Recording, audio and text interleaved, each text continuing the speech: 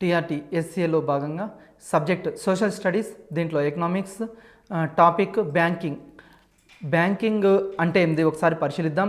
ద్రవ్యం యొక్క పరిణామ క్రమంలో బ్యాంకులు అనేవి ఆవిర్భవించడం జరిగింది. ఏ విధంగా అంటే పూర్వకాలంలో బార్టర్ సిస్టమ్ అనేది ఉండేది. బార్టర్ సిస్టమ్ అంటే వస్తు మార్పిడి పద్ధతి. ఒక వస్తువు పూర్వకాలంలో ప్రజలకు అవసరమైన వస్తువుల్ని, ఫర్ ఎగ్జాంపుల్ వరి ధాన్యము బదులుగా కుండలు తీసుకోవడము, తర్వాత అదేవిధంగా వారికి అవసరమైన ఆహార ధాన్యాలను ఇతరులకు ఇచ్చి పుచ్చుకోవడము, గోధుమలు అవసరం ఉంటే వరి ధాన్యం ఇచ్చి గోధుమలు తీసుకోవడము, గోధుమల నుంచి కూరగాయలు తీసుకోవడము, ఈ విధంగా ఒక వస్తువుకు బదులుగా మరొక వస్తువుని ఉపయోగించే వాళ్ళు. అది ద్రవ్య పరిణామ క్రమంలో. దాని తర్వాత కాలంలో ద్రవ్యం అనే ఒక దాన్ని కనుక్కోవడం జరిగింది. ఈ ద్రవ్యం పూర్వకాలంలో ద్రవ్యంగా పరిగణించిన తర్వాత లోహాన్ని ద్రవ్యంగా అంగీకరించేవాళ్ళు. ఈ లోహపు ద్రవ్యం యొక్క ఆ కాలంలో స్వర్ణకారుల వద్ద లోహాలను ఉంచేవాళ్ళు. స్వర్ణకారుల వద్ద డబ్బుని ఉంచేవాళ్ళు, అంటే లోహాలను ఉంచేవాళ్ళు. లోహాల నుంచి ప్రజలు అమ్మకాలు కొనుగోలు జరిపేవాళ్ళు.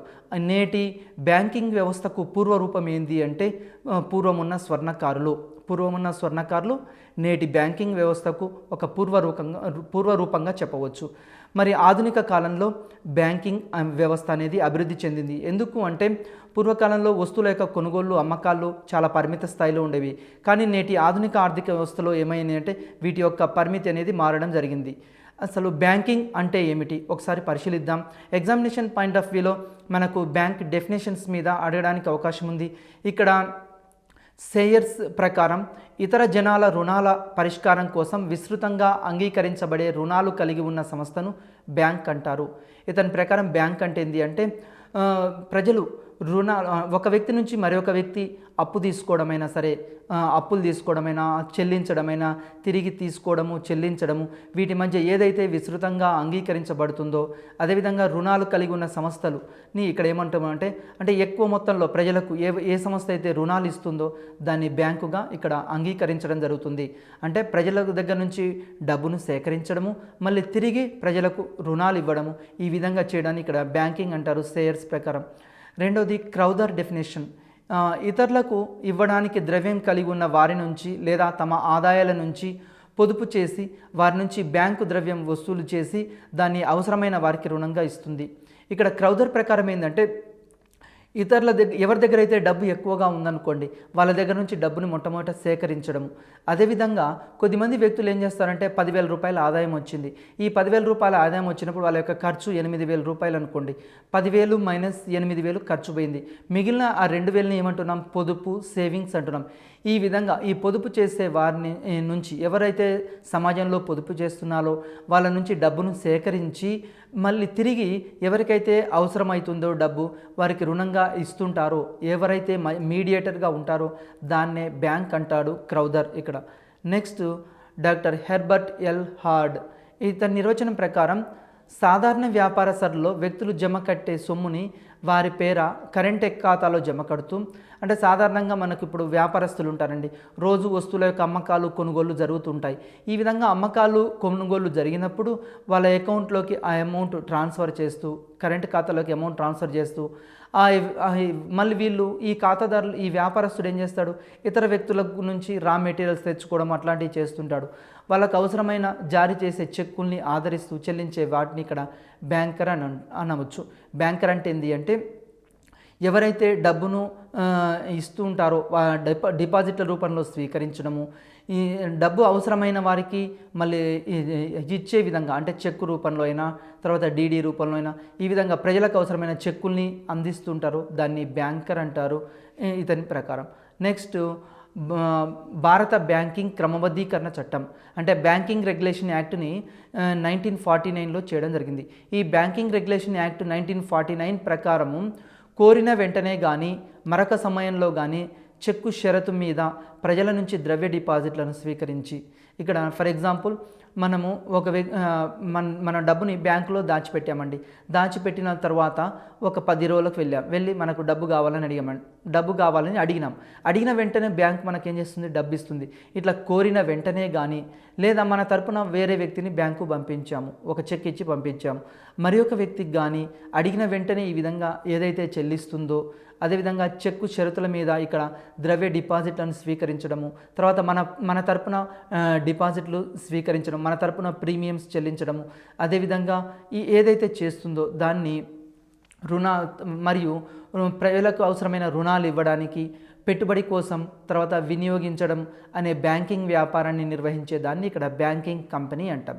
1949 బ్యాంకింగ్ రెగ్యులేషన్ యాక్ట్ ప్రకారం బ్యాంక్ అంటే ఏంటి అంటే ప్రజల నుంచి డిపాజిట్లు స్వీకరించడము మరియు ప్రజలకు అవసరమైన అప్పుడు రుణాలు ఇవ్వడము ఎవరైతే చేస్తారో దాన్ని బ్యాంక్ అంటాం.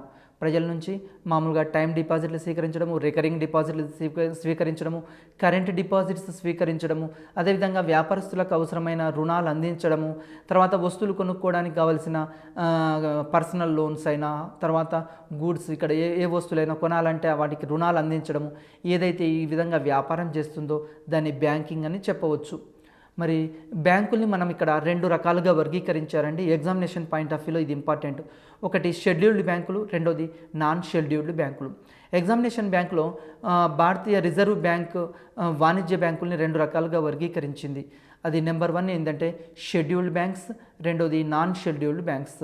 ఇది ఎగ్జామినేషన్ పాయింట్ ఆఫ్ వ్యూలో ఇంపార్టెంట్.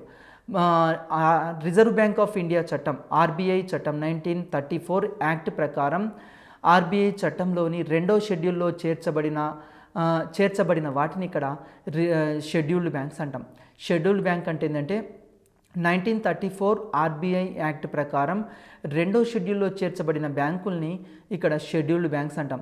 మరి వాటి యొక్క మూలధనం ఎట్లా ఉంటుందంటే చెల్లించిన వాటి యొక్క మూలధనం రిజర్వ్ నిధులు 5 lakhs ఉంటుంది. 5 లక్షల రూపాయలకు తక్కువ కాకుండా ఉన్న బ్యాంకుల్ని ఇక్కడ షెడ్యూల్డ్ బ్యాంక్స్ అంటాం. ఒక షెడ్యూల్డ్ బ్యాంకుగా ఉండాలి అంటే 5 lakhs డిపాజిట్ చేయాలి. ఈ 5 లక్షల రూపాయలు డిపాజిట్ చేయాలి. మరి తిరిగి అది ఎక్కడ నమోదు చేయబడాలి అంటే ఆర్బీఐ 1934 యాక్ట్ ప్రకారం 2వ షెడ్యూల్లో ఇక్కడ నమోదు చేయబడాలి. వాటిని ఆర్బీఐ షెడ్యూల్డ్ బ్యాంక్స్ అని అంటాం. నెక్స్ట్ 5 లక్షల రూపాయల కంటే తక్కువ మొత్తంలో చెల్లించిన మూలధనం ఉన్న వాటిని, లేకుంటే రిజర్వ్ నిధులు కలిగిన వాటిని, నెక్స్ట్ ఆర్బీఐ యాక్ట్ 2వ షెడ్యూల్లో చేర్చబడని వాటిని ఇక్కడ నాన్ షెడ్యూల్డ్ బ్యాంక్స్గా పరిగణించడం జరుగుతుంది.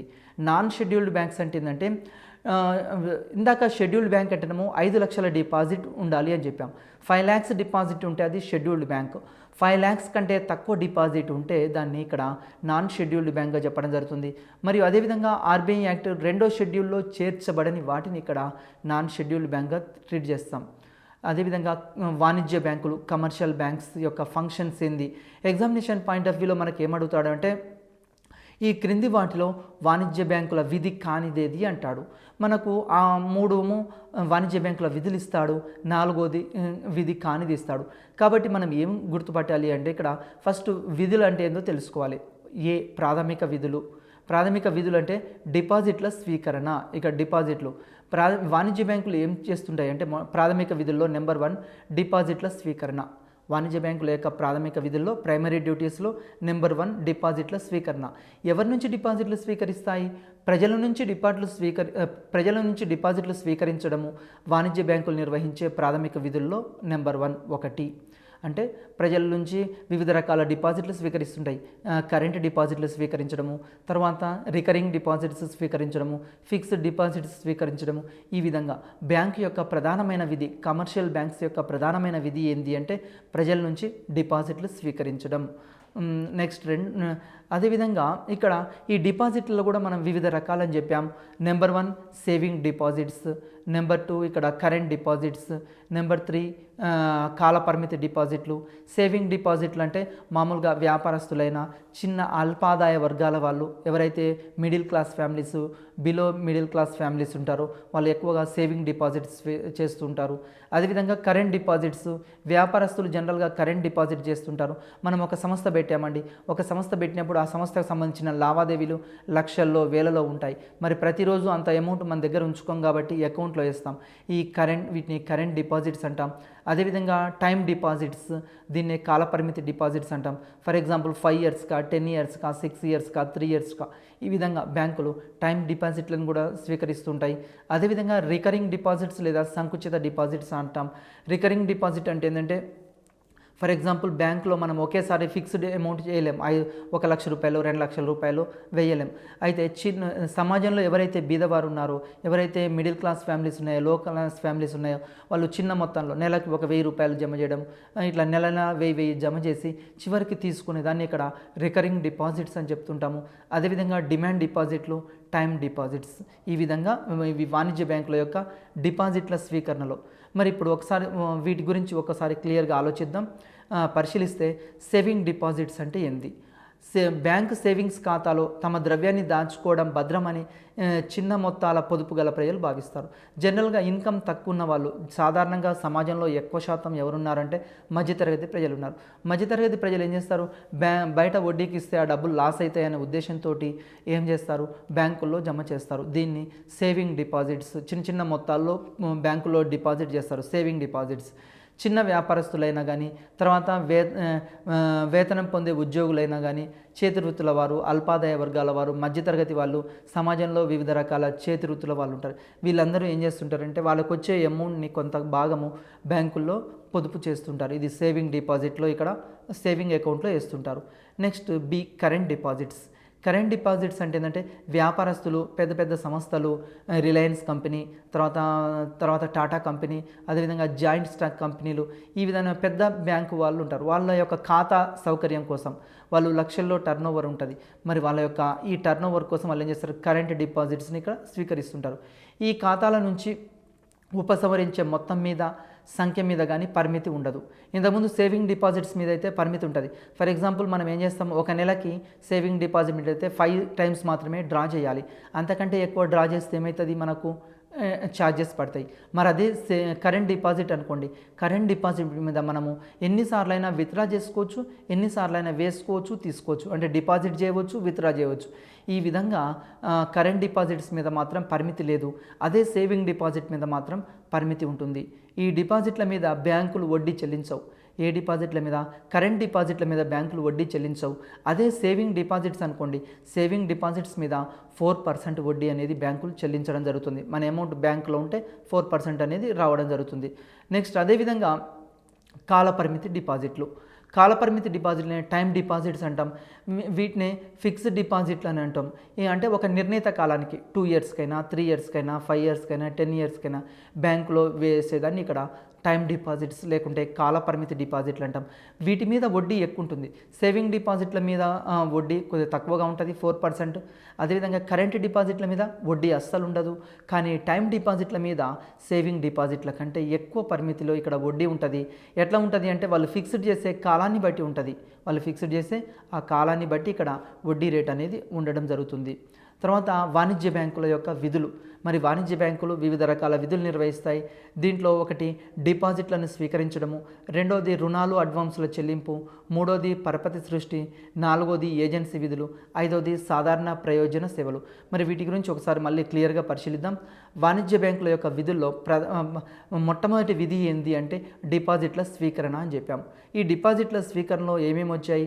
సేవింగ్ డిపాజిట్స్ అన్నాం, current deposits, time deposits, recurring deposits, అదేవిధంగా డిమాండ్ డిపాజిట్స్, ఇక్కడ టైం డిపాజిట్లు, ఈ విధంగా డిపాజిట్ల స్వీకరణ. రెండోది ఏంటి అంటే రుణాల చెల్లింపులు, అడ్వాన్సులు. రుణాల చెల్లింపులు, డిమాండ్ రుణాలు. ఒకటోది డిమాండ్ రుణాలు. డిమాండ్ రుణాలు అంటే ఏంటంటే మనము ఇక్కడ అడిగిన వెంటనే మనకు రుణాలు ఇవ్వడము, తర్వాత స్వల్పకాలిక రుణాలు ఇవ్వడము, అంటే 1 సంవత్సరం లోపు రుణాలు ఇవ్వడము, అదేవిధంగా నగదు జమలు, ఓవర్ డ్రాఫ్టు, అదేవిధంగా వినిమయ బిల్లులు డిస్కౌంట్ చేయడము, క్రెడిట్ కార్డులు, వీటన్నిటిని ఏమంటామంటే ఇక్కడ రుణాలు, అడ్వాన్సుల చెల్లింపు అంటాం. ఇక్కడ స్వల్పకాలిక రుణాలు అంటే 1 సంవత్సరం లోపు ఇచ్చే రుణాలని బ్యాంకులు ఏమంటామంటే ఇక్కడ స్వల్పకాలిక రుణాలు అంటాం. ఫర్ ఎగ్జాంపుల్ ఒక అగ్రికల్చర్ చేస్తే ఒక రైతు ఉన్నాడు. రైతుకి విత్తనాలు కావాలి అంటే బ్యాంకు దగ్గరికి పోతాడు. బ్యాంకు దగ్గరికి పోయినప్పుడు బ్యాంక్ ఏం చేస్తుంది? విత్తనాల కోసం ఇచ్చే ఈ రుణాన్ని స్వల్పకాలిక రుణంగా తీసుకోవడం జరుగుతుంది, పరిగణిస్తాం. నెక్స్ట్ అదేవిధంగా నగదు జమలు చేయడము, ఓవర్ డ్రాఫ్ట్ అంటే ఏంటి అంటే ఇక్కడ ఫర్ ఎగ్జాంపుల్ మన అకౌంట్లో డబ్బులు లేకున్నా కానీ బ్యాంకు వాళ్ళు మనకు అవసరమైన డబ్బుని ఇక్కడ ఉపయోగించుకోవడానికి వీలు ఉన్నదాన్ని ఇక్కడ ఓవర్ డ్రాఫ్ట్ అంటాం. ఇప్పుడు ఒక కంపెనీ ఉందండి, ఒక వ్యాపార సంస్థ ఉంది. వ్యాపార సంస్థ అకౌంట్లో వాళ్ళ వ్యాపార సంస్థకు 5 లక్షలు కావాలి. కానీ వాళ్ళ అకౌంట్లో 3 లక్షలు మాత్రమే ఉన్నాయి. ఈ 2 లక్షలు కూడా బ్యాంక్ ఏం చేస్తుంది, ఓడి రూపంలో ఇస్తుంది. ఇట్లా ఇవ్వడాన్ని దీన్ని ఓవర్ డ్రాఫ్ట్ అంటాం. అంటే మన అకౌంట్లో డబ్బులు లేకున్నా కానీ మన అకౌంట్కు మించి బ్యాంకులు ఇచ్చే ఈ పరిమితి ఇచ్చే ఈ రుణాన్ని ఏమంటామంటే ఓవర్ డ్రాఫ్ట్ అని చెప్పడం జరుగుతుంది. నెక్స్ట్ వినిమయ బిల్లుల్ని డిస్కౌంట్ చేయడం. వినిమయ బిల్లుల్ని డిస్కౌంట్ చేయడం అంటే ఒక వ్యాపారస్తుడు ఉన్నాడు. ఏ అనే వ్యాపారస్తుడు ఏం చేశాడు, ఏ అనే వ్యాపారి ఏం చేశాడంటే బి అనే అమ్మకందారుడికి ఒక 5,000 రూపాయల సరుకు పంపించాడు. బి అనే కొనుగోలుదారుడు ఏం చేశాడంటే అతడికి ఆ సరుకుని తీసుకొని 5,000 రూపాయల సరుకుని తీసుకొని ఒక బిల్లు మీద సంతకం చేసి, అంటే 5,000 రూపాయలు నాకు సరుకు అందింది అని ఆ బిల్లు మీద సంతకం చేసి ఒక 2,000 రూపాయలు ఇచ్చాడు, మిగతా అది ఇవ్వలేదు. ఈ విధంగా ఆ బిల్లును ఎక్కడికి పంపించాడు, మళ్ళీ అమ్మకందారుడి దగ్గరికి పంపించాడు. అమ్మకందారుడు ఏం చేస్తాడంటే ఈ బిల్లును తన దగ్గర పెట్టుకొని ఆ వ్యాపారి 1 నెల తర్వాత ఇస్తానని చెప్పాడు. కానీ ఇతనికి వ్యాపారికి ఒక 2 రోజుల తర్వాత డబ్బు అవసరమైంది. 2 రోజుల తర్వాత డబ్బు అవసరమైనప్పుడు ఈ వ్యాపారం ఏం చేయొచ్చు, ఇంకో వ్యాపారికి ఆ బిల్లుని ఇవ్వవచ్చు. ఈ విధంగా ఇస్తే ఆ వ్యాపారం అంగీకరిస్తాడంటే అంగీకరిస్తాడు. దీన్నే బిల్లుల వినిమయం అంటాం. ఒకవేళ లేకుంటే ఆ వ్యాపారి ఏం చేయొచ్చు, బ్యాంకు దగ్గర బ్యాంకులో దాన్ని తాకట్టు పెట్టి ఆ బిల్లుల్ని డిస్కౌంట్ చేసి డబ్బులు తీసుకోవచ్చు. దీన్ని వినిమయ బిల్లుల డిస్కౌంట్ అంటాం. నెక్స్ట్ అదేవిధంగా క్రెడిట్ కార్డ్స్. ఈరోజు మనం ఉపయోగించే క్రెడిట్ కార్డ్ అంటే ఏంటి అంటే ఒక ఖాతాదారునికి అకౌంట్లో డబ్బులు లేవు, కానీ బ్యాంక్ ఏం చేస్తుంది అంటే అతడు ఏవైనా వస్తువులు కొంటానని, ల్యాప్టాప్స్ కొంటానని, కంప్యూటర్ కొనుక్కోవడానికైనా, లేకుంటే వివిధ రకాల వస్తువులు కొనుగోలు చేయడానికి, లేకుంటే మెడికల్ పర్పస్లో ఉపయోగించుకోవడానికి, ఈ విధంగా తన అకౌంట్లో డబ్బులు లేకున్నా కానీ బ్యాంకులు ఇచ్చే రుణాన్ని ఇక్కడ ఆ కార్డుపై ఇచ్చే రుణాన్ని ఇక్కడ ఏమంటున్నామంటే క్రెడిట్ కార్డ్స్ అంటున్నాం. క్రెడిట్ కార్డ్స్పై ఇచ్చిన రుణాన్ని ఒక 45 డేస్ లోపు మనం మళ్ళీ తిరిగి చెల్లించాలి. ఒకవేళ తిరిగి చెల్లించకుంటే ఇక్కడ ఏమవుతుందంటే వడ్డీ వేయడం జరుగుతుంది క్రెడిట్ కార్డుపై. 45 డేస్ మాత్రం ఇక్కడ ఇంట్రెస్ట్ అనేది ఉండదు. నెక్స్ట్ దాని తర్వాత వాణిజ్య బ్యాంకుల యొక్క మరి ఒక విధి ఏంటి అంటే పరపతి సృష్టి. పరపతి సృష్టి అంటే ఇక్కడ ఒక వాణిజ్య బ్యాంకు దగ్గర 1,00,000 రూపాయలు ఉన్నాయి. 1,00,000 రూపాయలు ఉన్నాయి, ప్రతిరోజు అమౌంట్ వస్తుంది పోతుంది. ఈ విధంగా వచ్చేటప్పుడు వాళ్ళ దగ్గర 1,00,000 రూపాయలతోటి వాళ్ళు ఏం చేస్తారు, ఒక 10 లక్షల రూపాయలు ప్రజలకు రుణాల రూపంలో ఇవ్వవచ్చు. దీన్ని వాణిజ్య బ్యాంకుల యొక్క పరపతి సృష్టి అంటాం. ఈ పరపతి సృష్టికి సంబంధించి నెక్స్ట్ దాంట్లో చూద్దాం. నెక్స్ట్ ఏజెన్సీ విధులు, తర్వాత సాధారణ ప్రజోపయోగ విధులు, సేవలు. సాధారణ ప్రజోపయోగ సేవలు అంటే ఫర్ ఎగ్జాంపుల్ ఒక వ్యాపారస్తుడు, ఒక వ్యక్తి ఉన్నాడండి. ఆ వ్యక్తి ఎల్ఐసి ప్రీమియం కట్టాలి. ఎల్ఐసి ప్రీమియం కట్టాలి అన్నప్పుడు అతను బ్యాంకుకి ఏం చెప్తాడు అంటే నా ఎల్ఐసి ఫర్ ఎగ్జాంపుల్ ఫిబ్రవరి 2018లో ఎల్ఐసి ప్రీమియం కట్టాలని బ్యాంకు వాళ్ళకు మనం చెప్పామనుకోండి, మనం ఆ డేట్ మర్చిపోతే ఎవ్రీ ఇయర్ వాళ్ళు ఏం చేస్తారు, ఆ అమౌంట్ పే చేస్తూ ఉంటారు. ఈ విధంగా పే చేయడాన్ని ఇక్కడ సాధారణ ప్రజోపయోగ సేవలు అని చెప్తూ ఉంటాం. నెక్స్ట్ ఈ డిపాజిట్ కనీస కాల పరిమితి 45 రోజులు. ఈ డిపాజిట్స్ అంటే ఇక్కడ మామూలుగా మనం ఏం చెప్పాము, డిపాజిట్స్ ఉన్నాయి. డిపాజిట్స్ యొక్క పరిమితి మామూలుగా 45 డేస్ ఉంటుంది. సేవింగ్ డిపాజిట్ల కంటే కాల పరిమితి డిపాజిట్లపై వడ్డీ రేట్ ఎక్కువ. మామూలుగా సేవింగ్ డిపాజిట్స్ 45 డేస్కి ఉంటుంది. దీని మీద కంటే వడ్డీ రేట్ కంటే దేని మీద ఎక్కువ వడ్డీ రేట్ ఉంటుంది, టైం డిపాజిట్స్ మీద ఎక్కువగా ఉంటుంది. సేవింగ్ డిపాజిట్స్ మీద ఇంట్రెస్ట్ రేట్ తక్కువగా ఉంటుంది, టైం డిపాజిట్ల మీద ఇంట్రెస్ట్ రేట్ ఎక్కువగా ఉంటుంది. మామూలుగా ఈ డిపాజిట్ల మీద సంవత్సరానికి 6 నుండి 12% వరకు వడ్డీ ఇస్తారు. ఏ డిపాజిట్లు, సేవింగ్ డిపాజిట్ల మీద 6 to 12% ఉంటుంది. అదే సేవింగ్ డిపాజిట్స్ మాత్రము ఎంత ఉంటుందంటే 4% ఉంటుంది. కానీ టైం డిపాజిట్ల మీద ఎక్కువ వడ్డీ రేట్ అనేది ఉండడం జరుగుతుంది. నెక్స్ట్ దీని తర్వాత ఒకే మారు పెద్ద మొత్తంలో పొదుపు చేయలేని వారికి ఉపయోగించే ఈ డిపాజిట్లు చాలా అనుకూలంగా ఉంటాయి. అంటే సేవింగ్ డిపాజిట్లు ఉన్నాయి. సేవింగ్ డిపాజిట్లు మనం ఒకేసారి ఒకవేళ 1,00,000 రూపాయలు వేస్తే అది టైం డిపాజిట్ అయింది. మరి 1,00,000 రూపాయలు ఒకేసారి ఏ టైంలో మనం వేయలేం.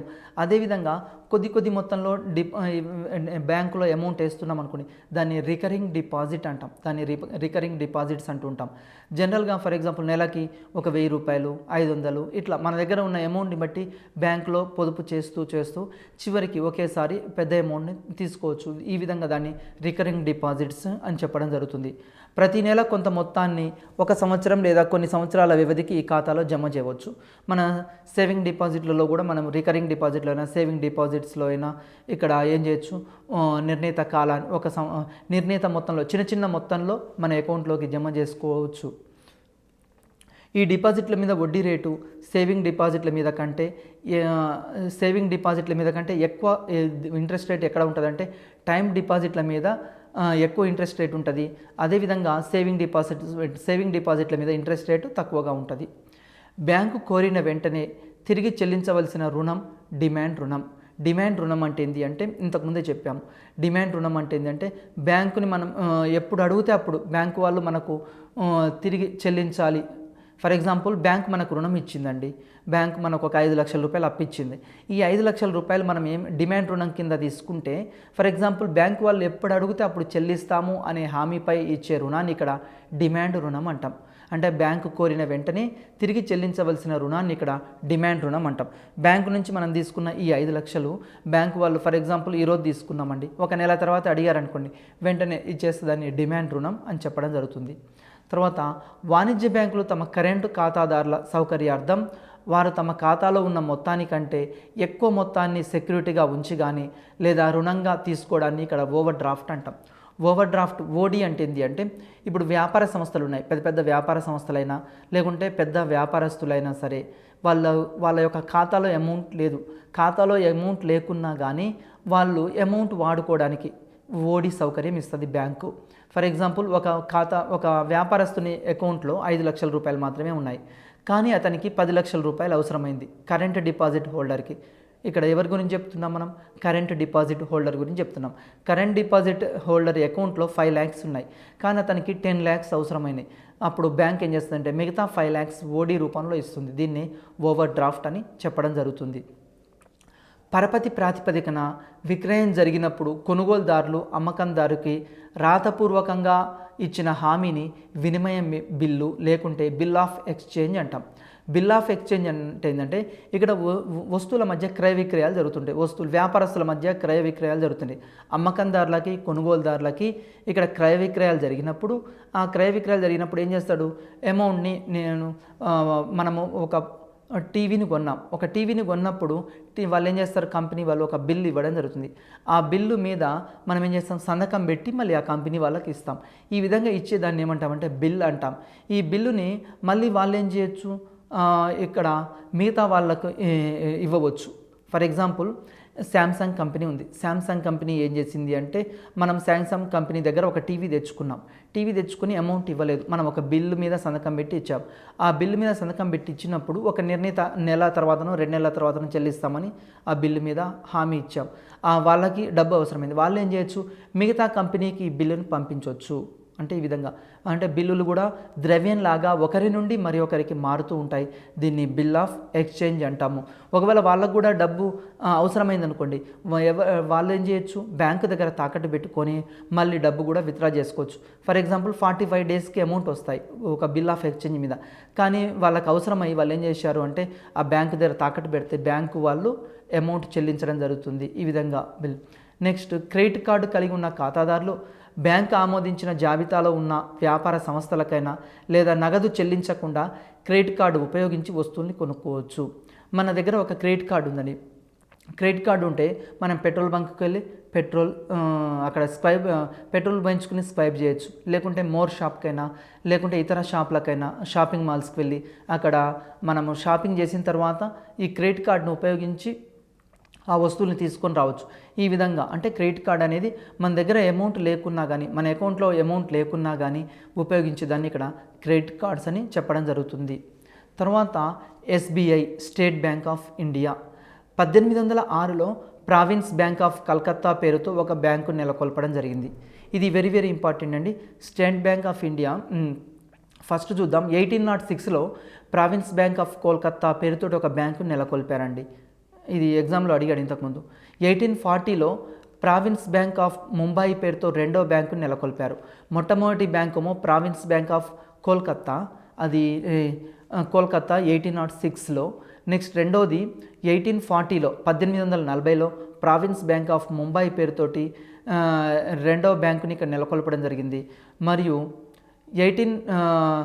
తర్వాత మళ్ళీ ఇక్కడ 1955లో ఈ SBIనే ఏమన్నారంటే 1955 జూలై 1వ తేదీన ఏం చేశారంటే ఆ, ఇంపీరియల్ బ్యాంక్ ఆఫ్ ఇండియా అనే పేరుతోటి ఎస్బీఐ ఇక్కడ పేరు మార్చి ఇంపీరియల్ బ్యాంక్ ఆఫ్ ఇండియా అనే పేరు ఉన్నది, దాని పేరు తీసేసి ఎస్బీఐగా స్టేట్ బ్యాంక్ ఆఫ్ ఇండియా అనే పేరు మార్చి దాన్ని జాతీయం చేయడం జరిగింది. ఇంపీరియల్ బ్యాంక్ ఆఫ్ ఇండియా అనే పేరుని 1955లో ఏం చేశారంటే ఇంపీరియల్ బ్యాంకుని స్టేట్ బ్యాంక్ ఆఫ్ ఇండియాగా ఇక్కడ పేరు మార్చడం జరిగింది. 1955 నుంచి ఎస్బీఐగా ఇక్కడ పేరు మారడం జరిగింది. పేరు మార్చిన తర్వాత దీన్ని జాతీయం చేయడం జరిగింది, నేషనలైజ్ చేశారు. తర్వాత 1959లో ఎస్బీఐ అనుబంధ బ్యాంక్ చట్టాన్ని ప్రవేశపెట్టారు. ఈ చట్టం ప్రకారం ఎస్బీఐ క్రింద అనుబంధ బ్యాంకుల్ని ప్రారంభించడం జరిగింది. 1959లో ఏం చేశారంటే స్టేట్ బ్యాంక్ ఆఫ్ ఇండియాకు అనుబంధంగా కొన్ని బ్యాంకుల్ని ఏర్పాటు చేశారు. ఆ బ్యాంకుల్ని చూద్దాం ఒకసారి. Number 1 SBM. ఎస్బీఎం అంటే స్టేట్ బ్యాంక్ ఆఫ్ మైసూర్, కర్ణాటకలో ఏర్పాటు చేశారు ఎస్బీఐకి అనుబంధంగా. అయితే వెరీ ఇంపార్టెంట్ బిట్ ఏంది అంటే ఎస్బీఐకి పూర్వనామం ఏది అని చాలాసార్లు అడిగాడండి. అది ఏంది అంటే ఎస్బీఐకి పూర్వనామం ఇక్కడ ఇంపీరియల్ బ్యాంక్ ఆఫ్ ఇండియా. ఏ సంవత్సరంలో ఇంపీరియల్ బ్యాంక్ ఆఫ్ ఇండియాని జాతీయం చేశారని కూడా అడిగారు. 1955 సంవత్సరంలో ఇంపీరియల్ బ్యాంక్ ఆఫ్ ఇండియాను జాతీయం చేసి స్టేట్ బ్యాంక్ ఆఫ్ ఇండియాగా మార్చారు. మరియు ఈ ఎస్బీఐ ఏం చేసిందంటే తనకు అనుబంధంగా కొన్ని శాఖలను ఏర్పాటు చేసుకుంది. అది ఎస్బీఎం అంటే స్టేట్ బ్యాంక్ ఆఫ్ మైసూర్, కర్ణాటకలో ఏర్పాటు చేశారు. రెండవది SBI state bank of Indore, ఇది మధ్యప్రదేశ్ ఎంపీలో ఏర్పాటు చేశారు. మూడోది SBS state bank of Saurashtra, గుజరాత్లో ఏర్పాటు చేయడం జరిగింది. దీని తర్వాత సహకార గ్రామీణ బ్యాంకులు. సహకార గ్రామీణ బ్యాంకులు అంటే ఏంటంటే సహకార గ్రామీణ బ్యాంకుల ఆశయం రైతుల ఆర్థిక అవసరాలు తీర్చడము, రుణ సహాయం చేయడం. కోఆపరేటివ్ బ్యాంక్స్ని ఎందుకు ఏర్పాటు చేశారు అని ఒకసారి ఆలోచించినప్పుడు భారతదేశము వ్యవసాయిక దేశం. భారతదేశంలో నేటికి కూడా ఎక్కువగా వ్యవసాయం పైనే ఆధారపడ్డారు, అగ్రికల్చర్ సెక్టర్ మీదనే ఆధారపడ్డారు. స్వతంత్రానంతరం భారతదేశంలో 80% పాపులేషన్ అగ్రికల్చర్ సెక్టర్ మీదనే మొత్తం డిపెండ్ అయ్యారు. స్వతంత్రం వచ్చిన తర్వాత కూడా నేటికి కూడా మొత్తం ఎక్కువగా ఆర్థిక వ్యవస్థలో అగ్రికల్చర్ సెక్టర్ మీద ప్రజలు అనేవాళ్ళు డిపెండ్ అయ్యారు. అయితే ఇక్కడ మనకు చాలామంది ఆర్థికవేత్తలు ఏం చెప్తారు అంటే ఏ దేశంలో అయితే వ్యవసాయ రంగం యొక్క ప్రాధాన్యత తగ్గుతూ అంటే జాతీయ ఆదాయంలో వ్యవసాయ రంగం యొక్క ప్రాధాన్యత తగ్గుతూ పారిశ్రామిక సేవా రంగాలు అభివృద్ధి చెందుతాయో ఆ దేశాన్ని ఇక్కడ అభివృద్ధి చెందిన దేశంగా పరిగణించడం జరుగుతుంది. మరి మన భారతదేశంలో నేటికి కూడా మనం ఏం చెప్తున్నాము, గ్రామీణ వ్యవసాయిక దేశం అని చెప్పడం జరుగుతుంది. ఈ గ్రామీణ వ్యవసాయిక దేశంలో మరి రైతులు చాలామంది రుణాలు అవసరమవుతాయి. రుణాలు అవసరమైతే వీళ్ళందరూ ఎక్కడికి పోతున్నారు అంటే వడ్డీ వ్యాపారస్తుల దగ్గరికి పోతున్నారు. వడ్డీ వ్యాపారస్తులు ఏం చేస్తున్నారు, ఎక్కువ మొత్తంలో వడ్డీని వసూలు చేసి రైతుల్ని పీడిస్తున్నారు. అందుకోసమే భారతదేశంలోని రైతాంగము అప్పుల్లో పుట్టి అప్పుల్లో పెరిగి అప్పుల్లో మరణిస్తున్నారు. మరి ఈ విధంగా అప్పుల్లో పుట్టి అప్పుల్లో పెరిగి అప్పుల్లో మరణిస్తున్న ఈ రైతుల్ని ఆదుకోవడం కోసం కోఆపరేటివ్ బ్యాంక్స్ని ఏర్పాటు చేయడం జరిగింది. ఎందుకు అంటే భారతదేశంలో రైతులకి వ్యవసాయ పరపతి ఏ విధంగా వస్తుంది అంటే సంస్థాగతంగా వ్యవసాయ పరపతి వస్తుంది, సంస్థాగతం కాని విధంగా వస్తుంది. అంటే ఇప్పుడు వడ్డీ వ్యాపారస్తుల నుంచైనా, బంధువుల నుంచైనా, మిత్రుల నుంచైనా సాంప్రదాయకంగా అధిక వడ్డీ రేటుకి రైతులు వడ్డీ తెచ్చుకుంటున్నారు. ఈ విధంగా తెచ్చుకోవడం ద్వారా వాళ్ళకు సరి అయిన ఆదాయం ఇక్కడ వచ్చినా కానీ మిగలడం లేదు.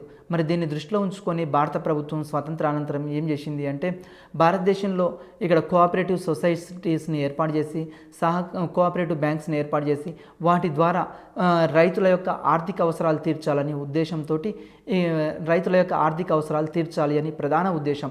దీనికోసమే 1982లో మనందరికీ తెలుసు అగ్రికల్చర్ సెక్టర్లో బ్యాంకింగ్ సెక్టర్లో ఏం చేశారంటే నాబార్డుని ఏర్పాటు చేయడం జరిగింది. ఇక్కడ నాబార్డుని ఏర్పాటు చేసి అగ్రికల్చర్ బ్యాంక్ని ఏర్పాటు చేసి దీని ద్వారా దేశంలో అగ్రికల్చర్ సెక్టర్లో రైతులకు అవసరమైన రుణాలని ఈ నాబార్డు మిగతా బ్యాంకులకు ఇక్కడ రుణాలు ఇస్తూ ఉంటుంది. అగ్రికల్చర్ సెక్టర్లో అపెక్స్ బ్యాంక్ ఏదంటే నాబార్డ్ అనేది 1982లో ఏర్పాటు చేశారు.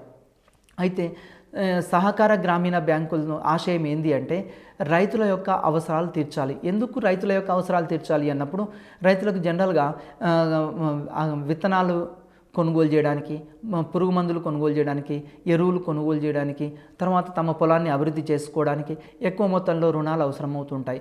మరి రుణాలు అవసరమైనప్పుడు వాళ్ళు వడ్డీ వ్యాపారస్తుల దగ్గరికి పోయినప్పుడు అధిక మొత్తంలో రుణాలు వసూలు చేసి వాళ్ళు ఏం చేస్తున్నారు, బీదరికంలో కూరుకొని పోతున్నారు. మరి దాని నుంచి గట్టెక్కించడం కోసం ఇక్కడ కోఆపరేటివ్ సొసైటీస్ని ఏర్పాటు చేశారు.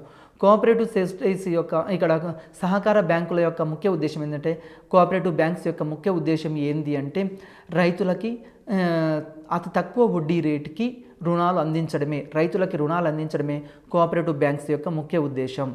మరి ఈ సహకార బ్యాంకుల్ని కూడా మళ్ళీ వీటి యొక్క రుణాలను కూడా తిరిగి 3 రకాలుగా ఇక్కడ వర్గీకరిస్తారు.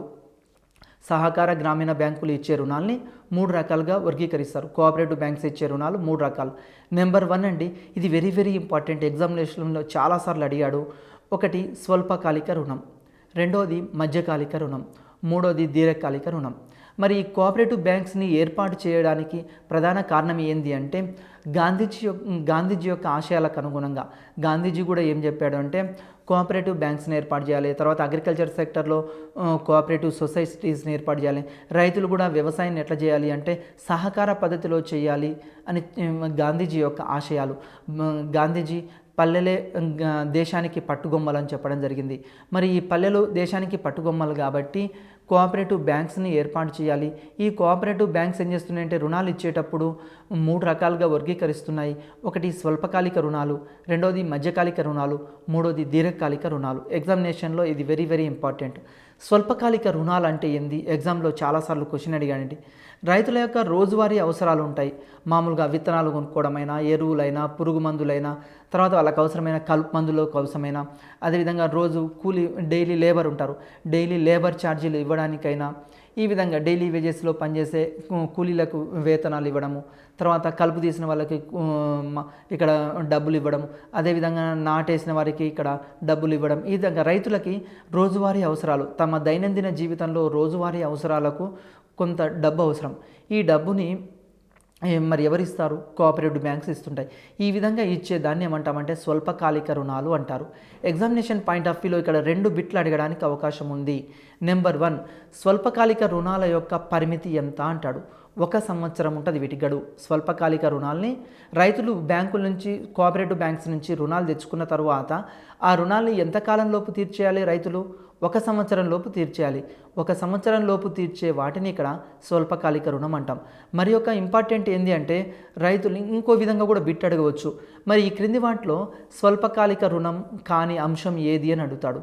ఫర్ ఎగ్జాంపుల్ 3 స్వల్పకాలిక రుణానికి సంబంధించిన అంశాలు ఉంటాయి, 4ది కాదు ఉంటుంది. ఫర్ ఎగ్జాంపుల్ ఏ చూడండి, విత్తనాలు, బి పురుగు మందులు, సి ఎరువులు, డి అభివృద్ధి పనులు.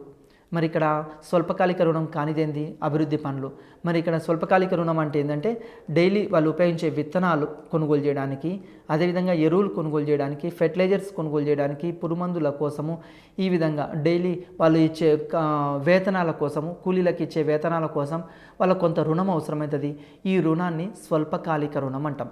ఈ స్వల్పకాలిక రుణం కోఆపరేటివ్ బ్యాంక్స్ నుంచి తీసుకోవడం జరుగుతుంది. వీటిని 1 ఇయర్ లోపు మళ్ళీ బ్యాంకుకు చెల్లించాలి. రెండోది మధ్యకాలిక రుణం.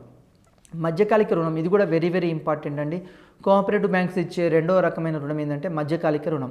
ఇక్కడ పశువులు, ఇతర వ్యవసాయ పనిముట్ల కొనుగోలు కోసం రైతులకు కొంత డబ్బు అవసరం. మరి జనరల్గా వ్యవసాయం చేసేటప్పుడు ఈ దైనందిన వ్యవహారాలే కాకుండా రైతులకి కొత్త ఎడ్లు కొనుగోలు చేయాలి, లేకుంటే నాగలి కొనుగోలు చేయాలి, లేకుంటే వాళ్ళు వ్యవసాయ పనిముట్లు కొనుగోలు చేయాలి. ఈ విధంగా కొనుగోలు చేయాలన్నప్పుడు వాళ్ళకి ఏమవసరమవుతాయి? మధ్యకాలిక రుణాలు అవసరమవుతాయి. ఈ మధ్యకాలిక రుణాలు 5 ఇయర్స్ ఉంటుందండి. వీటి గడువు ఎంత ఉంటుందంటే 1 సంవత్సరం నుంచి 5 సంవత్సరాల మధ్యలో ఉంటుంది. వీటిని మధ్యకాలిక రుణాలుగా పరిగణించడం జరుగుతుంది. అంటే 5 సంవత్సరాల లోపు చెల్లించవచ్చు. ఇక్కడ పశువులు, ఇతర వ్యవసాయ పనిముట్ల కొనుగోలు కోసం ఈ మధ్యకాలిక రుణాలని కోఆపరేటివ్ బ్యాంక్స్ నుంచి తీసుకోవడం జరుగుతుంది. ఎగ్జామినేషన్ పాయింట్ ఆఫ్ వ్యూలో మధ్యకాలిక రుణం దేనికోసం తీసుకుంటారు అని కూడా అడగవచ్చు.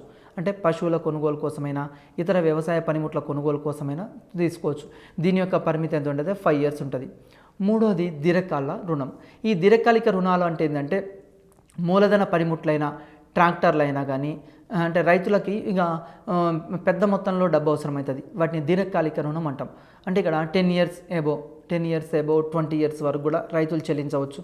ఫర్ ఎగ్జాంపుల్ ఇక్కడ ట్రాక్టర్ కొనుగోలు చేయడము, ఆయిల్ ఇంజన్లు కొనుగోలు చేయడము, ఎలక్ట్రికల్ మోటార్లు కొనుగోలు చేయడము, ఈ విధంగా కొనుగోలు చేయడానికి అంటే రైతులకి ఏం చేస్తున్నారు ఇక్కడ, ఒక ట్రాక్టర్ని కొనుగోలు చేయడానికైనా, మోటార్స్ పంప్ సెట్లు కొనుగోలు చేయడానికైనా, లేకుంటే పాత రుణాలు ఎక్కడైనా తెచ్చారనుకోండి వాటిని తీర్చడానికైనా, లేకుంటే భూమిని ఇంకా అభివృద్ధి చేయడం కోసం. ఫర్ ఎగ్జాంపుల్ ఇంతకుముందు ఒక రైతుకి 10 ఎకరాల ల్యాండ్ ఉందండి, కానీ అతడు 5 ఎకరాలు సేద్యం చేస్తున్నాడు అనుకోండి, మిగతా 5 ఎకరాలు సేద్యం చేయట్లేదు, బంజరు భూమిగా ఉంది. అయితే ఆ బంజరు భూమిగా ఉన్న దాన్ని రైతు ఏం చేస్తున్నాడంటే ఇక్కడ బుల్డోజర్స్ పెట్టి, ట్రాక్టర్ పెట్టి, ఒక క్రెయిన్స్ పెట్టి దాన్ని శుద్ధి చేసి మళ్ళీ ఆ యొక్క మిగతా 5 ఎకరాలని కూడా, అంటే మొత్తం 10 ఎకరాలని ఇక్కడ సాగులోకి తీసుకురావడానికి అవసరమయ్యే రుణాలు ఇక్కడ శాశ్వత అభివృద్ధి పనులు అంటాం. భూమి మీద మనం ఖర్చు పెట్టేదాన్ని. ఈ విధంగా దీర్ఘకాలిక రుణాలు అవసరమవుతాయి. దీన్ని దీర్ఘకాలిక రుణాలు అని చెప్తాం. దీని తర్వాత ప్రాంతీయ గ్రామీణ బ్యాంకులు, రీజనల్ రూరల్ బ్యాంక్స్. ఇది వెరీ వెరీ ఇంపార్టెంట్ అండి. ఎగ్జామినేషన్ పాయింట్ ఆఫ్ వ్యూలో ఏమని అడుగుతా అంటే ప్రాంతీయ గ్రామీణ బ్యాంకులపై వేసిన కమిటీకి అధ్యక్షుడు ఎవరని అడగవచ్చు. ఇక్కడ ప్రాంతీయ గ్రామీణ బ్యాంకులపై ఎం నరసింహన్ కమిటీ వేయడం జరిగిందండి. ఎం నరసింహన్ కమిటీని వేయడం జరిగింది. ఈ ఎం నరసింహన్ దీనికి అధ్యక్షుడు ఎవరు అంటే నరసింహన్. ఇతను కొన్ని సూచనలు చేయడం జరిగింది. ఈ కమిటీ కొన్ని సూచనలు చేసింది. అవి ఏంటిదంటే ఇవి నిర్ణీత ప్రాంతాలకు పరిమితమైన గ్రామీణ ప్రజల కొరకు ఏర్పాటు చేయబడిన బ్యాంకులు. ఫస్ట్ ప్రాంతీయ గ్రామీణ బ్యాంకులు అంటే ఏంటంటే రీజనల్ రూరల్ బ్యాంక్స్ అంటే ఏంటి అంటే ఇక్కడ ఒక ప్రాంతానికి మాత్రమే పరిమితమవుతుంది. అంటే ఒక జిల్లాకో లేకుంటే ఒక రాష్ట్రానికో ఈ విధంగా పరిమితమయ్యే వాటిని, ఒక 2 రాష్ట్రాలకో పరిమితమయ్యే వాటిని ఇక్కడ ప్రాంతీయ గ్రామీణ బ్యాంకులు అంటాం. ప్రాంతీయ గ్రామీణ బ్యాంకుల యొక్క పరిమితి ఏమిటి అని కూడా ఎగ్జామ్లో అడగవచ్చు. ఒక జిల్లా, 2 జిల్లాలు ఇట్లా పరిమితమయ్యే వాటిని ఇక్కడ ప్రాంతీయ గ్రామీణ బ్యాంకులని చెప్పడం జరుగుతుంది. మరి ప్రాంతీయ గ్రామీణ బ్యాంకుల యొక్క విధులు ఏంది, ఈ ఫంక్షన్స్, ఇది కూడా వెరీ వెరీ ఇంపార్టెంట్ అండి. దీని మీద వేసిన కమిటీ ఏమో నరసింహన్ కమిటీ. మరి విధులు ఏంటి అంటే, ఒకటి వడ్డీ వ్యాపారస్తుల నుండి రైతులను కాపాడకు నెలకొల్పబడ్డాయి. ఈ ప్రాంతీయ గ్రామీణ బ్యాంకులను ఎందుకు ఏర్పాటు చేశారు అంటే ముఖ్యంగా వడ్డీ వ్యాపారస్తుల నుండి రైతులను కాపాడడం కోసం ఏర్పాటు చేశారు.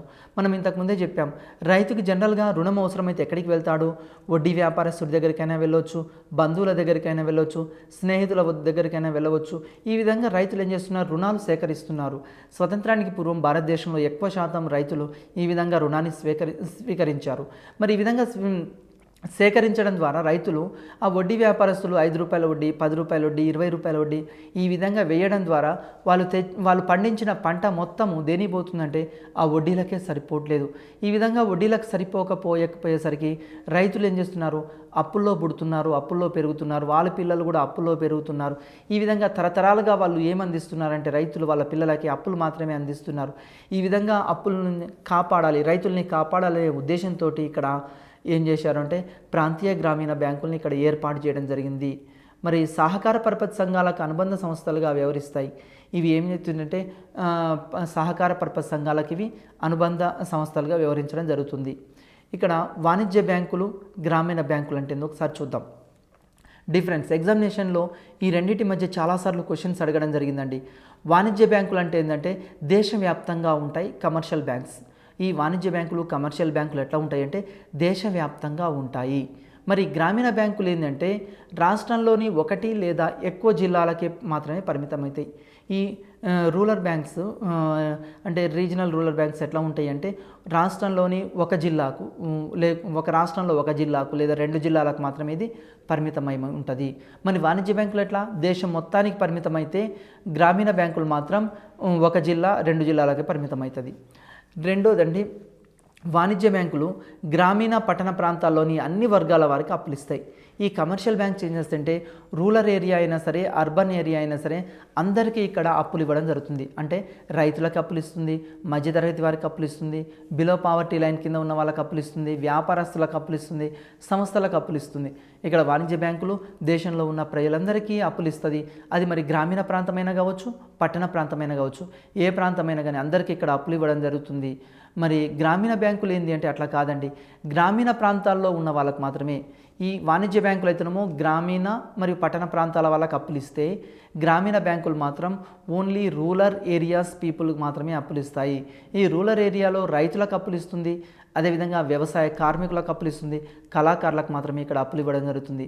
ప్రాంతీయ గ్రామీణ బ్యాంకుల్లో వ్యవసాయ కార్మికులకి, కళాకారులకి, రైతులకి, అక్కడి వాళ్ళకి మాత్రమే ఇక్కడ రుణాలు ఇవ్వడం జరుగుతుంది. ఈరోజు మనం పరిశీలిస్తే చేనేత చేనేత సహకార సంఘాలు ఉన్నాయి వాళ్ళకు. అదేవిధంగా చేనేత కార్మికులు ఉన్నారు. వీళ్ళు ఎక్కడి నుంచి రుణాలు తెచ్చుకోవచ్చు? ప్రాంతీయ గ్రామీణ బ్యాంకుల నుంచి రుణాలు తెచ్చుకుంటారు. అదేవిధంగా ఒక కల్లు గీత కార్మికుల సంఘం ఉంది, లేకుంటే మత్స్య కార్మికులు ఉన్నారు.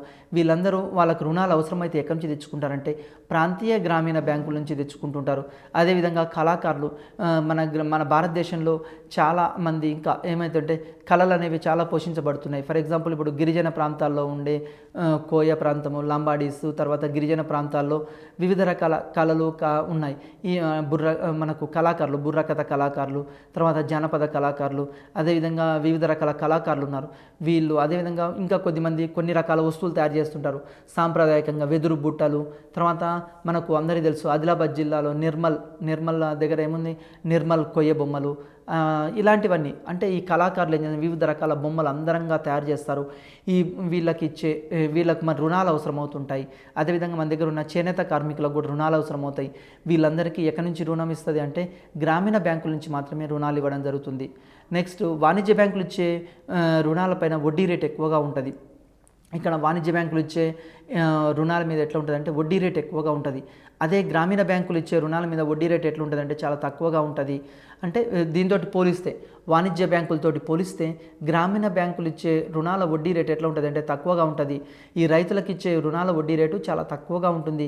అదే కమర్షియల్ బ్యాంక్స్ మామూలుగా వ్యాపారస్తులకైనా ఉద్యోగస్తులకైనా ఇచ్చే రుణాలపై వడ్డీ రేటు ఎక్కువగా ఉంటుంది. వాణిజ్య బ్యాంకుల్లో ఎక్కువగా ఉంటుంది, గ్రామీణ బ్యాంకుల్లో వడ్డీ రేట్ అనేది ఇక్కడ తక్కువగా ఉంటుంది.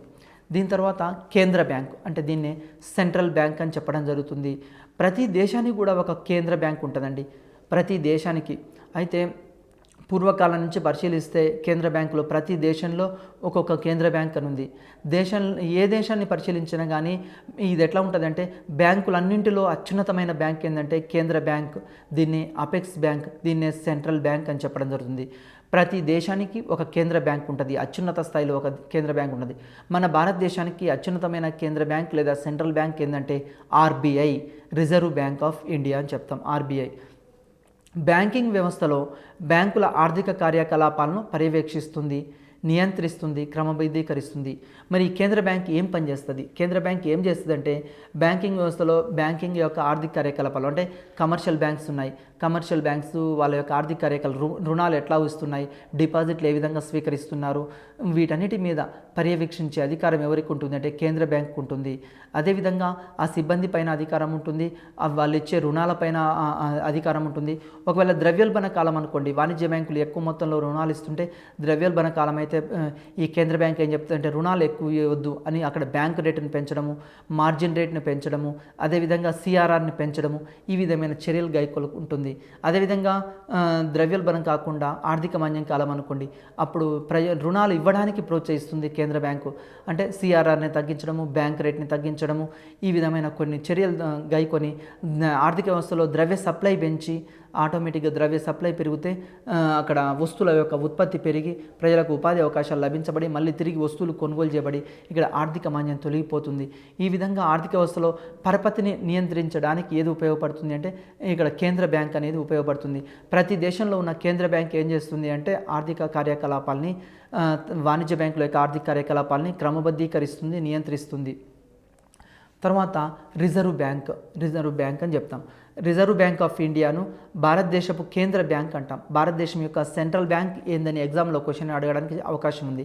ఇక్కడ చాలాసార్లు బిట్టి అడగండి, భారతదేశంలో కేంద్ర బ్యాంక్ ఏదంటాడు? భారతదేశంలో కేంద్ర బ్యాంక్ ఏంటంటే RBI, reserve Bank of India.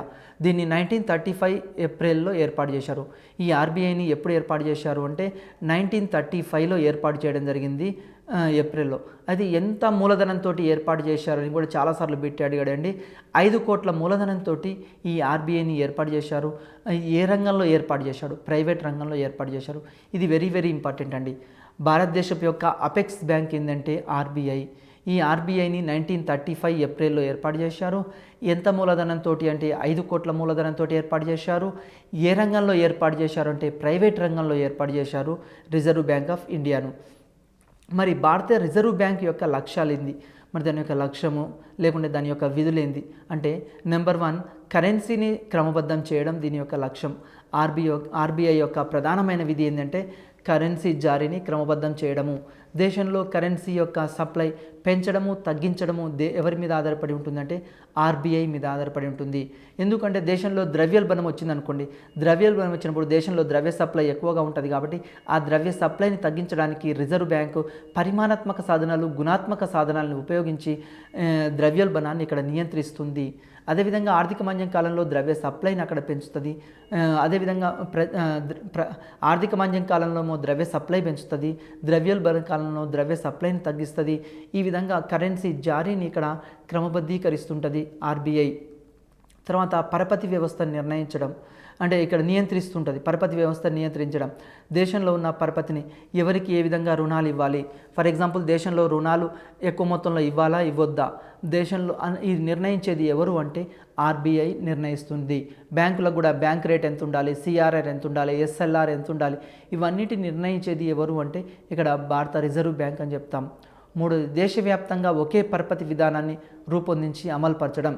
దేశవ్యాప్తంగా కూడా ఏమవుతుంది, ఒకే పరపతి విధానం అనేది ఉంటుంది టోటల్గా, అంటే దేశం మొత్తంలో ఒకే పరపతి విధానాన్ని రూపొందించడం. అంటే ఫర్ ఎగ్జాంపుల్ సిఆర్ఆర్ పెంచింది అనుకోండి, దేశవ్యాప్తంగా ఒకే విధంగా పెంచుతుంది. ఒకవేళ తగ్గించింది అనుకోండి, దేశవ్యాప్తంగా తగ్గించడం. తర్వాత ఎస్ఎల్ఆర్ని పెంచడం, ఎస్ఎల్ఆర్ని తగ్గించడం, బ్యాంక్ రేట్ని పెంచడం, బ్యాంక్ రేట్ని తగ్గించడం. ఇవన్నీ రిజర్వ్ బ్యాంక్ ఏం చేస్తుంది, ఆర్బీఐ ఒకే పరపతి విధానాన్ని ఇక్కడ రూపొందించి అమలు చేస్తుంది. 1935 ఏప్రిల్ నుండి ఇప్పటి వరకు మన దేశంలో కరెన్సీని ఎవరు ముద్రిస్తున్నారంటే ఆర్బీఐ ముద్రిస్తుందండి. 1935 నుండి, అంటే రిజర్వ్ బ్యాంక్ ఏర్పాటు చేయబడిన సంవత్సరం నుంచి ఇప్పటి వరకు కూడా భారతదేశంలో ఎవరు కరెన్సీని ముద్రిస్తున్నారు అంటే Reserve Bank of India RBI ముద్రిస్తుంది. అయితే మరి ఆర్బీఐ కరెన్సీని ఏ విధంగా ముద్రిస్తుంది అని ఒక డౌట్ రావచ్చు. 1957 వరకు మన దేశంలో కరెన్సీని ముద్రించడానికి అనుపాత నిల్వల పద్ధతిని అనుసరించారు. 1957 సంవత్సరం వరకు కూడా మన భారతదేశంలో కరెన్సీని ముద్రించాలి అంటే అనుపాత నిల్వల పద్ధతిని అనుసరించారు. అనుపాత నిల్వల పద్ధతి అంటే ఏంటంటే, ఫర్ ఎగ్జాంపుల్ భారతదేశంలో కరెన్సీని ముద్రించాలనుకోండి, కరెన్సీని ముద్రించాలి అంటే 200 కోట్ల రూపాయల కరెన్సీని ముద్రించాలంటే 200 కోట్ల రూపాయల అక్కడ బంగారాన్ని ఉంచాలి, నిల్వ ఉంచాలి. అంటే ఆర్బీఐ దగ్గర 200 కోట్ల రూపాయల బంగారాన్ని ఉంచి 200 కోట్ల రూపాయల కరెన్సీని ఇక్కడ జారీ చేస్తున్నారు. ఒకవేళ బంగారం తగ్గిందనుకోండి 100 కోట్లకి, మరి కరెన్సీ కూడా జారీ ఏం చేస్తారు, 100 కోట్లకు తగ్గిస్తారు. అనుపాత నిల్వల ప్రకారం ఇక్కడ బంగారాన్ని ఇక్కడ ఉంచడం జరుగుతుంది. దీని అనుపాత నిల్వలు అని చెప్పడం జరుగుతుంది. నెక్స్ట్, ఈ పద్ధతి ప్రకారం ఆర్బీఐ ఏం చేస్తుందంటే అనుపాత నిల్వల పద్ధతి ప్రకారం 1:4 నిష్పత్తిలో కలిగి ఉంటుంది. 1:4 అంటే 1:4 అనగా 1% బంగారాన్ని హామీగా పెట్టి 4% కరెన్సీని ముద్రించవచ్చు. అంటే 1% బంగారాన్ని ఇక్కడ హామీగా పెడుతుందండి, హామీగా పెట్టి 4% కరెన్సీని ముద్రించడాన్ని ఇక్కడ అనుపాత నిల్వల పద్ధతి అని చెప్తాం. ఫర్ ఎగ్జాంపుల్ 100 కోట్ల రూపాయల బంగారాన్ని ఆర్బీఐ దగ్గర పెట్టిందనుకోండి, ఆర్బీఐ ఎంత ముద్రించవచ్చు, 400 కోట్ల రూపాయల కరెన్సీని ముద్రించవచ్చు. అంటే 100 కోట్ల రూపాయల బంగారాన్ని అక్కడ పెట్టి 400 కోట్ల రూపాయల కరెన్సీని ముద్రించవచ్చు. దీన్ని 1:4 అని చెప్తాం. ఈ విధంగా ముద్రించడం జరుగుతుంది. ఈ పద్ధతి ప్రకారం కరెన్సీని ముద్రించడానికి గరిష్ట పరిమితి అనేది ఉంటుంది. నెక్స్ట్, కేంద్ర బ్యాంకు విధులు. మరి ప్రతి దేశానికి ఒక కేంద్ర బ్యాంక్ ఉంటుందని చెప్తున్నాం. అమెరికా అయినా, బ్రిటన్ అయినా, ఫ్రాన్స్ అయినా, ఇండియా అయినా, ప్రతి దేశంలో ఒక కేంద్ర బ్యాంక్ ఉంటుంది. ప్రతి దేశంలో కేంద్ర బ్యాంకు ఒక్కొక్క పేరు ఉంటుంది. మన దేశంలో ఉన్న కేంద్ర బ్యాంక్ పేరింది అంటే రిజర్వ్ బ్యాంక్ ఆఫ్ ఇండియా. మరి ఈ కేంద్ర బ్యాంక్ ఏ దేశంలో అయినా సరే ఈ కేంద్ర బ్యాంక్ ఏం చేస్తుంది, నెంబర్ 1 కరెన్సీ నోట్ల జారీ చేస్తుంది. ఏం చేస్తుంది, కరెన్సీ నోట్లు జారీ చేస్తుంది. ఒక దేశంలో కరెన్సీ నోట్లను జారీ చేసే అధికారం కేంద్ర బ్యాంకు మాత్రమే ఉంటుంది. అంటే కమర్షియల్ బ్యాంక్స్ కరెన్సీ నోట్లను ముద్రించొద్దు. ఒకవేళ సంస్థలు మనం కూడా ఒకవేళ కరెన్సీని ముద్రించామనుకోండి, అది చట్ట విరుద్ధం అవుతుంది. అంటే కరెన్సీ నోట్లని ముద్రించే అధికారము, కరెన్సీ నోట్లను జారీ చేసే అధికారము ఒక ఆర్బీఐకి మాత్రమే ఉంటుంది, రిజర్వ్ బ్యాంక్ ఆఫ్ ఇండియాకి మాత్రమే ఉంటుంది. అంటే కేంద్ర బ్యాంకు మాత్రమే కరెన్సీ నోట్లను ముద్రించే అధికారం ఉంది. ఈ కరెన్సీ నోట్లను ముద్రించేటప్పుడు కూడా వీళ్ళు ఏం చేస్తారు అంటే ద్రవ్యోల్బణ కాలమా, ఆర్థిక మాంద్యం కాలమా, తర్వాత ప్రభుత్వ విధానాలకు అనుగుణంగా ఇక్కడ కరెన్సీ నోట్లను ముద్రిస్తారు. దేశంలో ఉత్పత్తి పెంచాలనుకోండి, ఆటోమేటిక్గా కరెన్సీ నోట్లను ఎక్కువ ముద్రిస్తారు. దేశంలో ఉత్పత్తి తగ్గించాలనుకోండి, కరెన్సీ నోట్లను ఇక్కడ తగ్గించడం జరుగుతుంది. ఈ విధంగా ఉత్పాదక కార్యకలాపాల ఆధారంగా కూడా ఇక్కడ కరెన్సీ నోట్లను జారీ చేస్తుంటారు. ఆర్థిక వ్యవస్థ అవసరాల మేరకు ద్రవ్య సప్లైని నియంత్రించడానికి వీలు కలుగుతుంది. మరి ఈ కేంద్ర బ్యాంక్ ఏం చేస్తుందంటే ఆర్థిక వ్యవస్థ యొక్క అవసరాల మేరకు మాత్రమే ఇక్కడ కరెన్సీని ముద్రిస్తుంటుంది. అంతకంటే ఎక్కువ అయితే కరెన్సీ ముద్రను ఆపేస్తుంది, అంతకంటే తక్కువ అయితే కరెన్సీ ముద్రను పెంచుతుంది. ఈ విధంగా ఆర్థిక వ్యవస్థ యొక్క అవసరాల మేరకు ఉంటుంది. రెండోది ప్రభుత్వ బ్యాంకర్గా ఉంటుంది. ఈ యొక్క కేంద్ర బ్యాంక్ యొక్క రెండో విధి ఏంటి అంటే కేంద్ర బ్యాంకు ప్రభుత్వ బ్యాంకర్గా ఉంటుంది. ప్రభుత్వానికి ఏజెంట్గా, ప్రభుత్వానికి సలహాదారుగా వ్యవస్థది. అంటే ఫర్ ఎగ్జాంపుల్ ఇప్పుడు కేంద్ర బ్యాంకు ఏ దేశంలో అయినా సరే ఆ దేశ ప్రభుత్వానికి ఒక సలహాదారుగా ద్రవ్యాన్ని ముద్రించాలా వద్దా, తర్వాత బ్యాంకు ఇక్కడ ప్రభుత్వానికి సలహాలు ఇస్తూ ఉంటుంది కేంద్ర బ్యాంకు.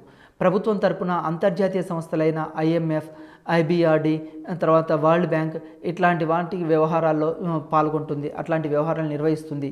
ఇది ప్రభుత్వ బ్యాంకర్గా ఏం చేస్తుంది అంటే అంతర్జాతీయ సంస్థల్లో వాటి యొక్క సమావేశాల్లో పాల్గొంటూ ఉంటుంది, తర్వాత వాటిని నిర్వహించడం జరుగుతుంది.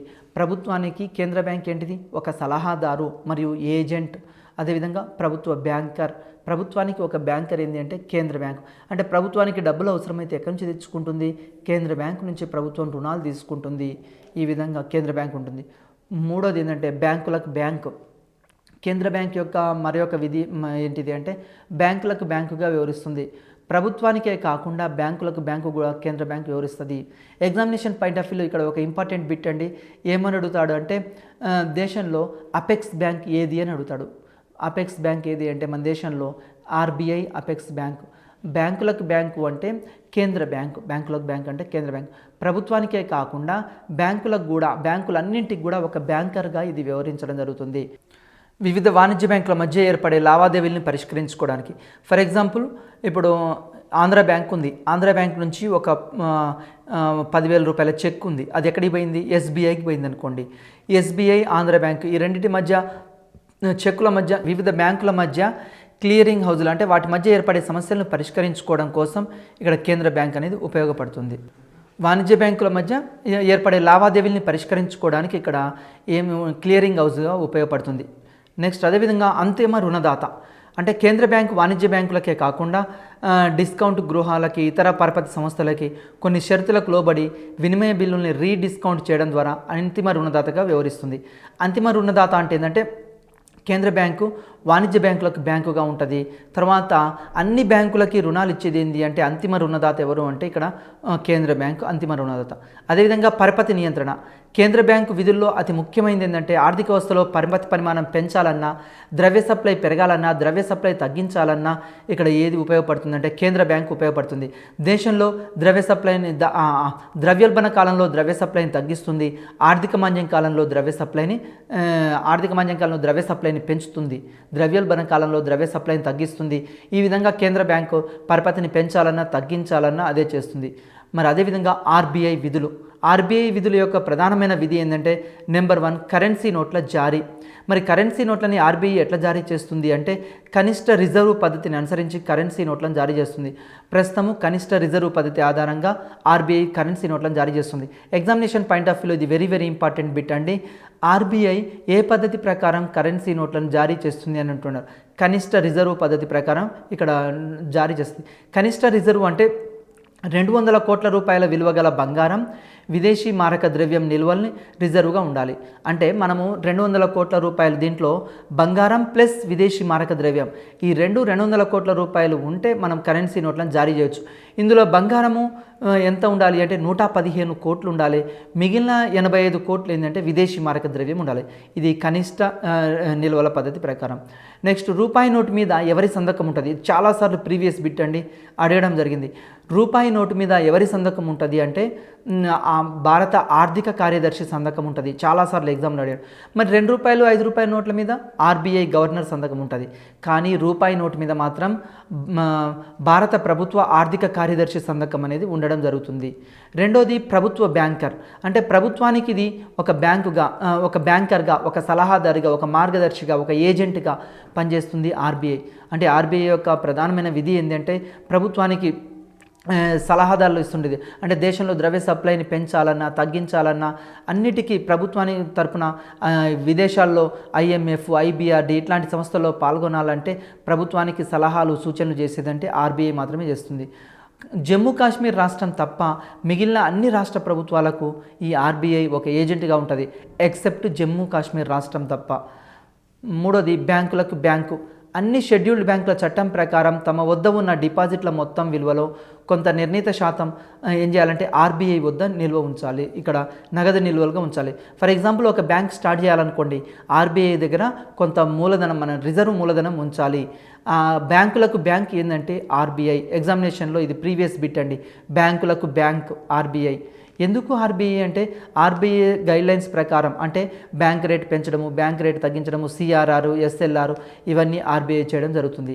అంతిమ రుణదాత అంటే వాణిజ్య బ్యాంకులకు ద్రవ్యపరమైన కొరత ఏర్పడ్డదనుకోండి, అన్ని సందర్భాల్లో మరి వీళ్ళకు వాణిజ్య బ్యాంకులకి సలహాలు ఇవ్వడమైనా, సూచనలు ఇవ్వడమైనా, వాణిజ్య బ్యాంకులపై పర్యవేక్షణాధికారమైన, వాణిజ్య బ్యాంకులకు అవసరమైన రుణాలు అందించడమైనా ఎక్కడి నుంచి తెచ్చుకుంటుంది అంటే ఆర్బీఐ నుంచి మాత్రమే తెచ్చుకుంటుంది. అందుకే దీన్ని అంతిమ రుణదాతగా పరిగణించడం జరుగుతుంది.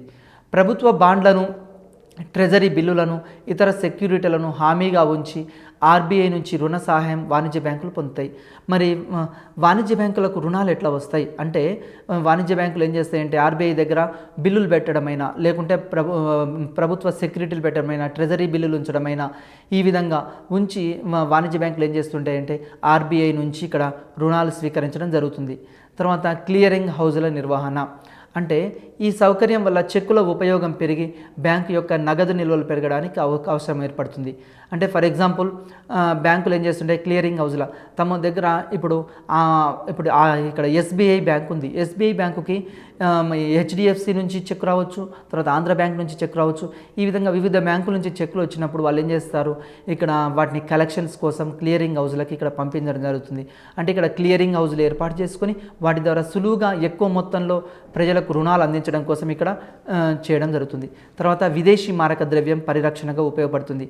అంటే విదేశీ మారక ద్రవ్యం పరిరక్షణ అంటే దేశంలో ఎగుమతులు పెంచాలన్నా, దిగుమతులు తగ్గించాలన్నా ఇట్లాంటి వాటిలో కూడా ఆర్బీఐ ఇక్కడ కృషి చేయడం జరుగుతుంది. తర్వాత పరపతి నియంత్రణ 3 నెలలకోసారి ఏం చేస్తుందంటే ఇక్కడ ఆర్బీఐ తన దగ్గర ఉన్న సిఆర్ఆర్ని పెంచడము, తగ్గించడము, దేశంలో పరపతి సప్లైని పెంచాలా, తగ్గించాలా, మనీ సప్లైని, ఇట్లాంటి విషయాలన్నింటినీ కూడా ఇక్కడ ఆర్బీఐ అనేది సలహాలు, సూచనలు ఇస్తుంటుంది. దేశంలో ద్రవ్యోల్బణము, ఆర్థిక మాంద్యం వీటిని దృష్టిలో ఉంచుకొని సిఆర్ఆర్ని, బ్యాంక్ రేట్ని ఎవ్రీ 3 మంత్స్కి ఒకసారి ఇక్కడ ప్రకటించడం జరుగుతుంది. లాస్ట్ పర్యవేక్షణ అండి. పర్యవేక్షణ అంటే ఆర్బీఐ తన యొక్క బ్యాంకులు ఏవైనా బ్యాంకులు కనుక తాను పాటించాల్సిన గైడ్లైన్స్ కనుక అతిక్రమిస్తే వాటిని రద్దు చేయడం, ఇట్లాంటివన్నీ చేస్తుంది. బ్యాంకుల మీద పర్యవేక్షణ అధికారం ఉంటుంది. ఈ విధమైన అధికారాలు ఇక్కడ రిజర్వ్ బ్యాంకుకు ఉండడం జరుగుతుంది. తర్వాత బ్యాంకులు లైసెన్సులు జారీ చేయడము, బ్యాంకుల మీద తనిఖీ చేయడము, సమాజం కోరడము, వాణిజ్య బ్యాంకుల మీద అంటే ఆర్బీఐ ఏం చేస్తుందంటే బ్యాంకులు ఎవరైనా కొత్తగా బ్యాంక్ ఏర్పాటు చేసుకోవాలంటే లైసెన్సులు ఇవ్వడము, తర్వాత బ్యాంకులను తనిఖీ చేయడము, ప్రజా అవసరాల దృష్ట్యా వాణిజ్య బ్యాంకులను ఏర్పాటు చేయడం, ఇలాంటివన్నీ కూడా ఆర్బీఐ చేయడం జరుగుతుంది. ఇదండి ఆర్బీఐకి సంబంధించినవి. ఈ బ్యాంకింగ్ లెసన్లో మనం ఏం చేయొచ్చు అంటే ప్రీవియస్ బిట్స్ ఒకసారి చూసుకొని మనం ఇప్పుడు చెప్పిన వరకు ఒకసారి పరిశీలించండి. అత్యధిక మార్కులు రావడానికి అవకాశం ఉంది. మనం ఇంతసేపు బ్యాంకింగ్ వ్యవస్థ గురించి టాపిక్ చూడడం జరిగింది. ఈ బ్యాంకింగ్ వ్యవస్థలో ఫస్ట్ మనం ఏం పరిశీలించాం, బ్యాంక్ అంటే ఏందో పరిశీలించడం జరిగింది, బ్యాంక్ నిర్వచనాలు చూడడం జరిగింది. దాని తర్వాత ప్రతి దేశానికి ఒక కేంద్ర బ్యాంక్ ఉంటుందని చెప్పడం జరిగింది. మరి ప్రతి దేశంలో ఈ కేంద్ర బ్యాంక్ ఏం చేస్తుంది, కరెన్సీని జారీ చేయడము, తర్వాత పరపతిని నియంత్రించడము, ఇలాంటివన్నీ చేస్తుంది. ప్రతి దేశానికి ఒక కేంద్ర బ్యాంక్ ఉంటుంది. మరి అదేవిధంగా భారతదేశానికి కూడా ఒక కేంద్ర బ్యాంక్ ఉంది. భారతదేశంలో కేంద్ర బ్యాంక్ ఏంటంటే ఆర్బీఐ. ఈ ఆర్బీఐ ఏం చేస్తుందంటే కరెన్సీ నోట్లను జారీ చేయడము, తర్వాత బ్యాంకుల మీద పరపతి నియంత్రణ అధికారం ఉండడము, ఈ విధంగా ఆర్బీఐ యొక్క విధులు ఇవన్నీ ఉండడం జరిగింది. అంటే దేశంలో టోటల్గా బ్యాంకుల మీద పర్యవేక్షించడము, తర్వాత పరపతిని నియంత్రించడము, ద్రవ్యోల్బణ కాలంలో మనీ సప్లైని తగ్గించడము, ఆర్థిక మాంద్యం కాలంలో మనీ సప్లైని పెంచడము, ఇట్లాంటి కార్యకలాపాలన్నీ ఆర్బీఐ చేస్తుంది. అదేవిధంగా ప్రభుత్వానికి ఒక బ్యాంకర్గా, సలహాదారుగా, ఏజెంట్గా కూడా పనిచేస్తుంది. దేశంలో ఉన్న మనీ సప్లైని కంట్రోల్ చేసేది ఆర్బీఐ అని చెప్పడం జరుగుతుంది. నమస్తే.